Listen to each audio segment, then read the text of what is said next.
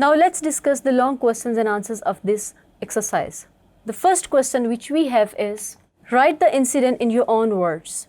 The answer is, on her way back from the work late at night, a woman encountered a boy who attempted to snatch her purse. However, he lost his balance and fell on the pavement. She kicked the boy from his back and pulled him up from the front of his shirt.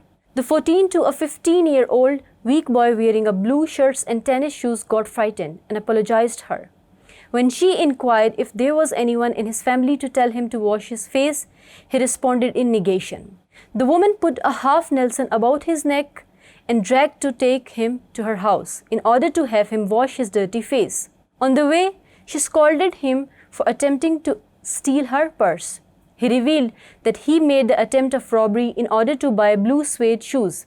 Not only she directed him to wash his face, but also prepared them a meal while she left the purse near him. The boy neither took the money from it, nor did he run, as he found her to be a kind-hearted lady and did not want to be mistrusted. While they ate the cake, he told her about herself and taught him good manners as well.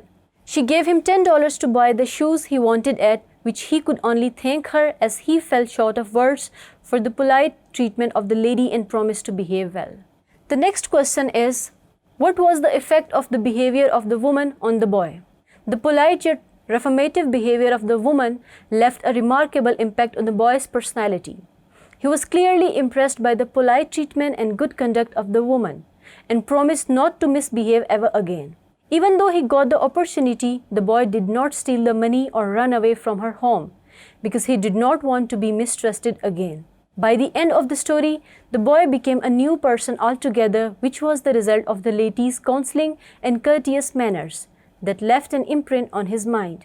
He could be expected to be a good citizen aware of moral and ethical principles and good manners then, which was a result of the positive influence that the woman left on him.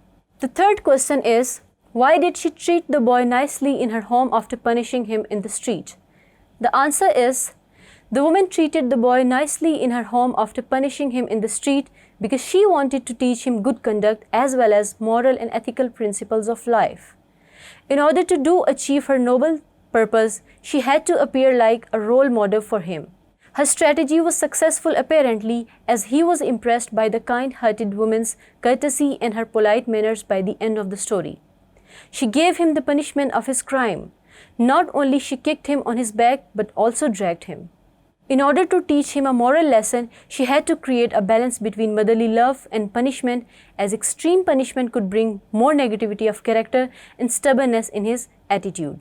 She wanted to reform his conduct in constructive manner, so she treated him like he was her own son, giving the punishment first followed by conducting a counseling session in a polite manner, as she wanted to teach him the lesson of kindness. In this way, the reformative manner of the woman left an imprint on the mind of the boy and transformed his personality, as she brought a positive strength to his character. So here we are done with the long questions of this exercise as well. Thank you.